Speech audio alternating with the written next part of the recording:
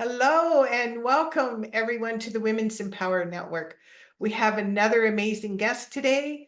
We have Michaela with us today, and I can't wait to hear her story and her journey on how she became doing what she's doing. So welcome, and how are you today? Thank you so much for having me here, and I am in great shape, or as I like to usually say, I'm in good fettle. I And love that. people often puzzle, like, you're in a what now? But I'm doing fine. It's very cool. Yes, So so yeah, if you could tell us a little bit about what got you on this journey that you're on, how did it come about? so long story in a short version is I grew up in a very unsafe environment. It was not okay, and I needed to learn what people's behavior looked like what was going to come next. I needed to be able to predict, so I knew if I needed to run and hide, or what do I need to do. So I learned this before I could articulate the word behavior, probably. And I've moved around the world since I was 6 months old. This is the 8th country I've lived in, and throughout my travels I learned different things about people's behavior. And it looks different in different cultures because there are different priorities and so on. So I moved from necessity of knowing behavior to curiosity. And then it just became, when I became a parent, it was like, okay, now I really need to understand even more so that I can raise my kids. I didn't really have a particularly good role model to work from, so I had to make it up as I went along. And so I did. And my kids had some pretty quirky things happen in their lives, but they survived, they're doing well. And so behavior, I became a board certified behavior analyst because I wanted to know the science behind what I'd been learning since I was 2.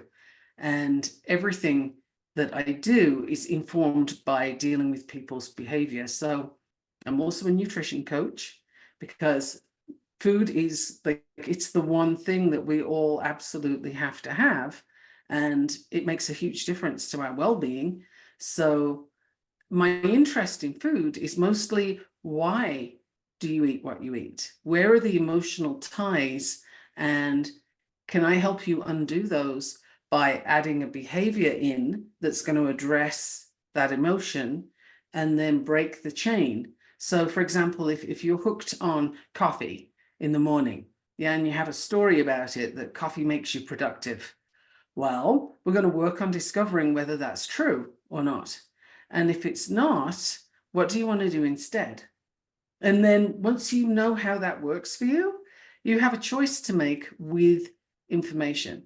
Do you choose the effects that's going to have on you and you have it anyway? Or do you want to not have it? Because once you have a different behavior, you don't have to have that substance or that cake or that, you know, chocolate or whatever it is anymore. And it's not a case of you can't have it, but it's a case of you can choose it. It doesn't make you. So there's a big difference between sort of feeling compelled to eat something and choosing it. Wow. So what comes to mind immediately is emotional eating. Yes.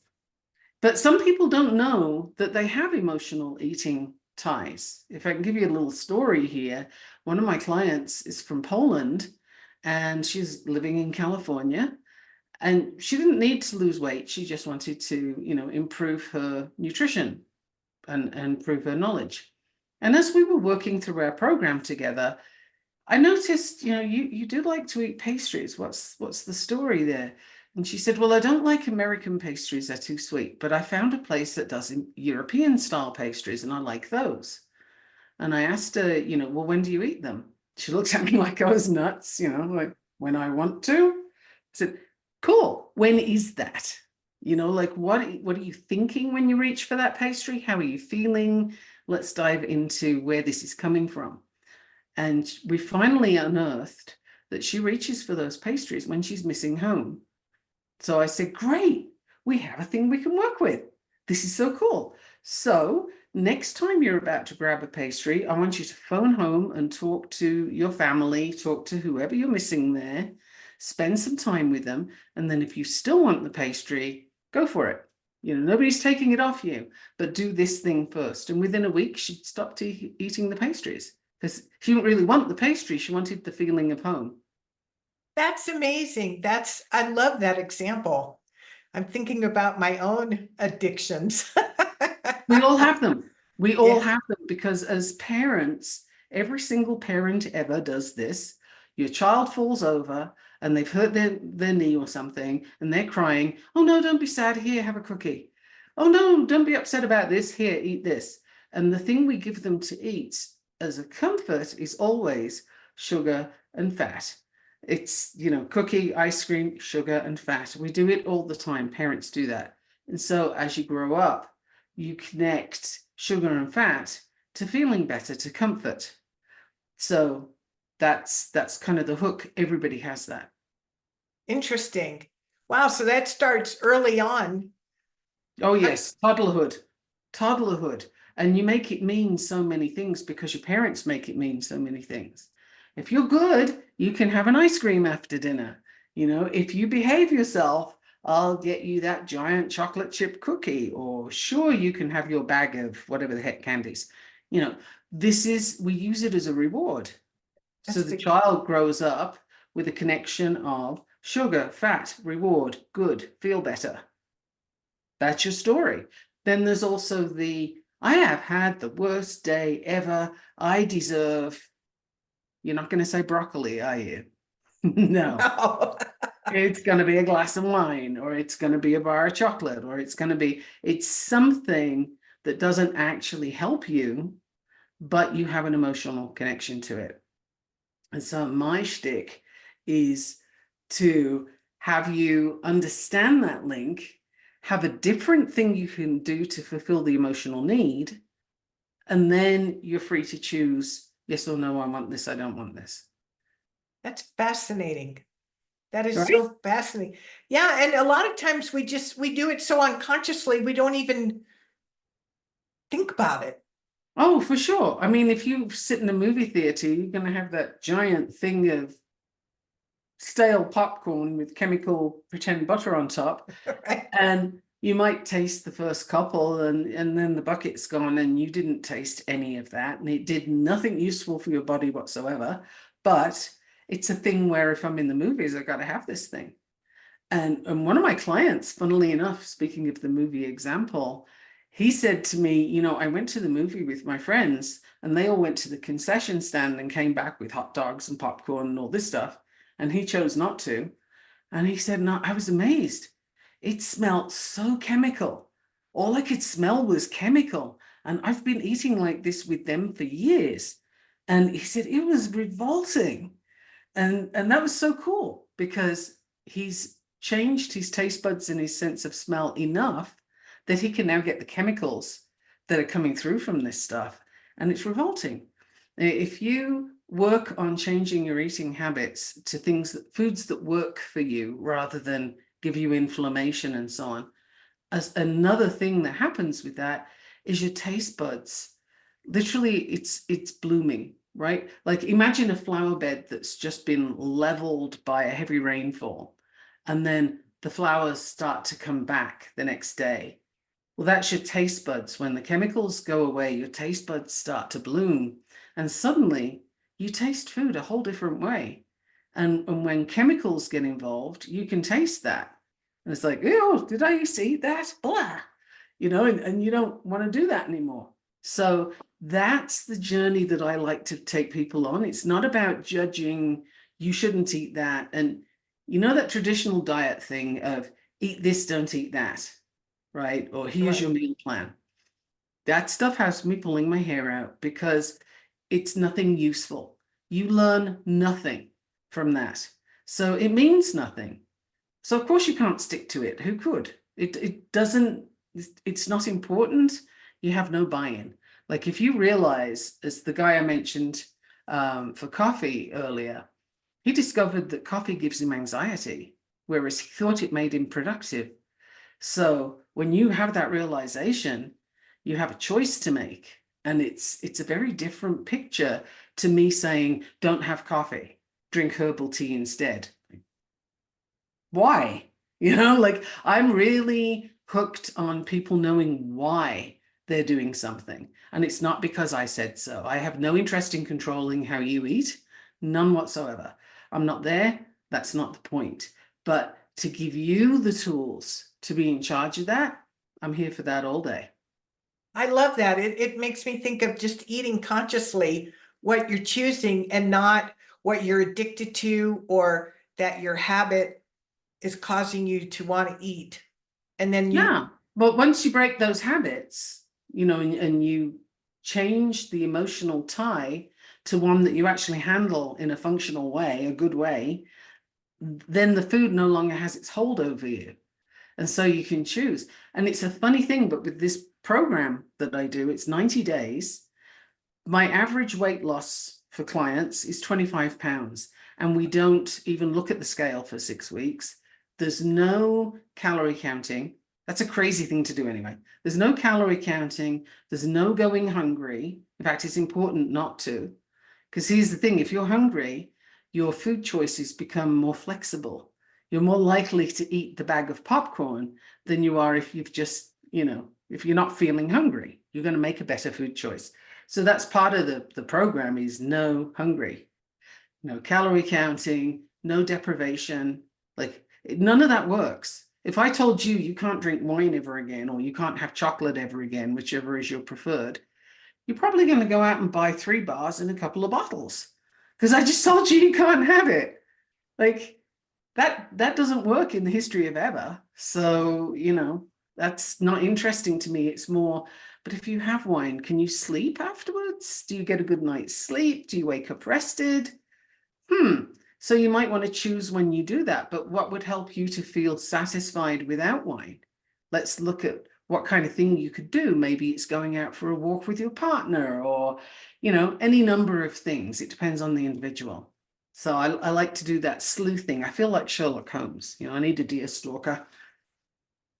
I love this approach. It's very appealing because the other ones are all like contrived and forced and it's using willpower and it doesn't take in consideration. What I kept coming back to was the eating unconsciously. You mentioned about eating when you're hungry. So it's like even learning how to know when you're hungry and not just automatically picking something up because you're nervous or bored or whatever And you know, emotion might be attached to that.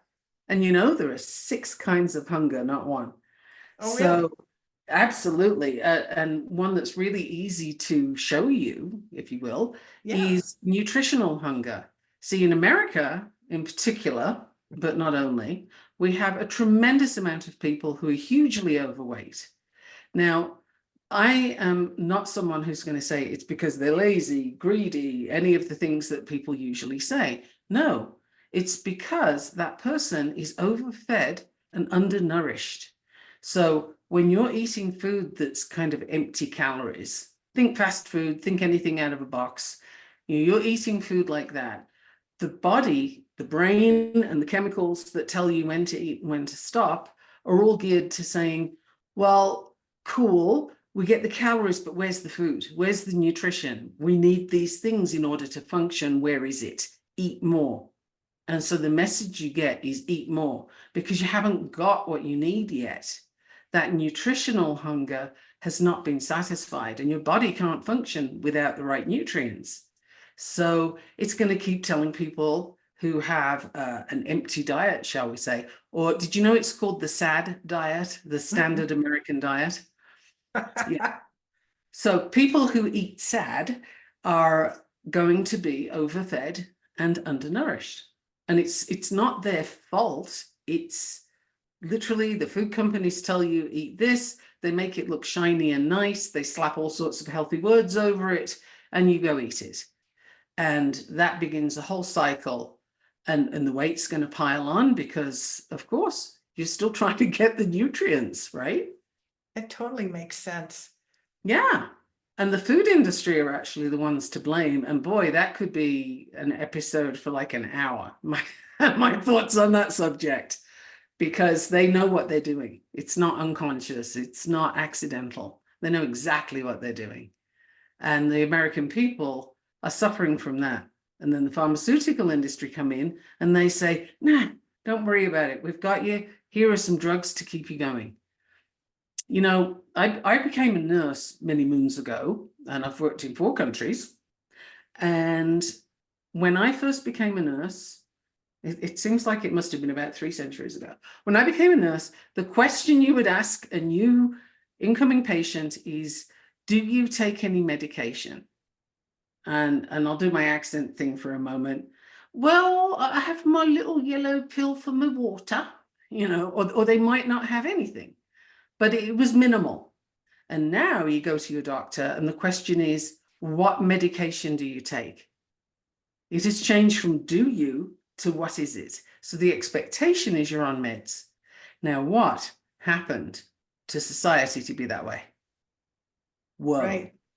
And people accept it because it's advertised to you all the time. They sell you a lifestyle. If you look at that little round cereal that's the same color as the cardboard it comes in, so I avoid using any brand names, right? If you look at that cereal, the advertisement is this pristine kitchen, this couple who look, wonderful. They're slim, they're attractive, well-dressed, smiling at each other. The kids are dressed, they've got socks on, and they look like they're happy to go to school. Even the dog isn't shedding, right? There's no coffee ring anywhere. Everything's perfect. And the way you buy that lifestyle is to buy that bowl of cereal. That's how they sell it to you. And it goes downhill from there. So, there's a lot to combat, and I'm here for it. I'm absolutely, sleeves rolled up. I'm on the way. I love it. And I truly love your approach. It's for me, it's uncommon, than all the emails or the advertisements that I receive, or even take this pill to lose weight versus dealing with the root cause. And then I loved what you said about, because I've noticed it at times too, that I may eat something, and if it had empty calories, then I was still hungry because I was missing what my body needed. So thanks for that reminder too. Yeah, I mean, we often will end up with filler foods. Like if you look at your dinner plate, what is actually nutritious on there and what's filler? So if you have protein, cool. You've got meat or something, great. You've got vegetables, okay. Now you're getting to rice, bread, pasta, this kind of thing. You don't need it. You absolutely don't need this. And the whole food pyramid dinner plate thing, what I would invite anybody listening to check on is who put that together? Right. And what you're going to find is it was the food companies. So are you actually going to trust the fox in the hen house here? Because people do. And I'm going to say you might not want to. So the amount of carbohydrates that they tell people to eat, simple carbs, which is, the rice, the bread, all that stuff. No, that is a big part of why so many people have internal inflammation. And the inflammation is the thing that leads to heart problems, strokes, diabetes, all these kind of things. It is literally the food you eat. So the food you eat makes you ill. The food you eat can make you better. Not food as medicine, but it's more just find out what's the right stuff for you, and you'll be in a much healthier space. Literally, we can do that. In fact, the program that I use, we have honestly had people come in with diabetes type 2, and they report sometime later that they no longer have it. Their doctors have cleared them. It's possible to reverse that. It is possible. So you have to show up and do the work, but it's doable. So, how much are we being misled by the little pill with the big story to tell and all that kind of stuff? And, to me, it's wild that they can advertise medication like this. You go to your doctor then and say, I want this thing. Your doctor has 9 minutes to see you, and they have a gazillion people because they're overburdened. Yeah, they're not going to argue with you. You want that thing? Fine, here, take it. Now I have 2 minutes more for the next client. So they're not going to fight you over it. and they only have the information that the pharmaceutical companies give them anyway. So you kind of you're in a bit of a bind here with that whole situation. Everybody's trusting the pharmaceutical companies to tell them the truth. I'm just going to leave that one right there. If you think that's a good idea, then I have a bridge to sell you.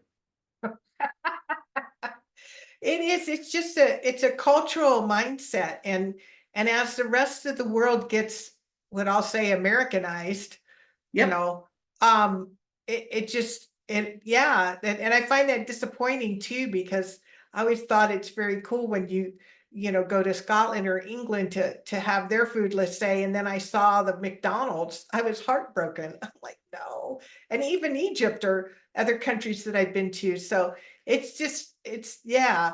I really love this approach, and just eating by choice and eating consciously. Because I remember back, a century ago, that there wasn't obesity. And I think about how my mother cooked, and even then, but the food pyramid then did shift. I forgot who was in charge. I think it was the dairy companies. I think that was like at the top of the pyramid at the time, you know. Oh, we can do a whole thing on that one too. Yeah, so it's changed, but no, I love this. I love this whole approach. Um yeah, so is there any like parting words of wisdom or something that comes to mind that you would really like to share with everybody before we close today? Absolutely. If you are shopping in the middle of the store, which is where all the packaged stuff is, what I would like you to do is realize that the more healthy words are on a package, the more they say low sugar, low salt, healthy, good for you, heart healthy, all that stuff, the worse it is. And you can test that by reading the labels. And don't read the label for the calories, because did you know that legally food companies can do plus or minus 20% on their calories? No, I Did you didn't know that? know. So if you're calorie counting and you're looking at something that says it's 100 calories, it's probably 120. So you can't deal with it even before you start, because that's false. But the list of ingredients, have a look at that and Google something, like pick a thing and Google it. Because one more thing I'd like to mention is this particular cereal that's very brightly colored and it has little rock solid marshmallows in it. That one, if you look at the list of ingredients, there is a thing in there called trisodium phosphate. And if you go to your local hardware store and ask them for the same thing, they will give you a box of white powder. Trisodium phosphate is what you use to clean the walls before you paint them. How And it's scary. in cereal. Oh, that's the minimum they do. There's stuff in everything. So there's a lot. I work with my clients to understand exactly what's going on and have them really well informed so they don't get tricked by this stuff. But yeah, it's right there. You can look it up and just have a look yourself next time you're in the store. It'll blow your mind.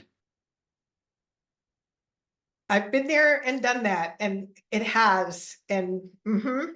that's all I'm going to say about that. It is. Well, this is so fascinating, and I love this approach that you have, and I'm very fascinated by it myself. So, if any of you ladies want to get in touch with Michaela, we're going to put how to get in touch with her above this interview. She's going to share with us different links and different information. And yeah, let's take a whole new approach to this thing called diet or weight or Life. life. And, Yeah. and Yeah. my next program starts on August 5th. So we are in great time to get going. And boy, do I have some amazing things lined up. Well, we'll be sure to put that, how you can find out about that above this interview. So thank you so much for being here. It's been such a pleasure and very educational. Thank you. Thank you.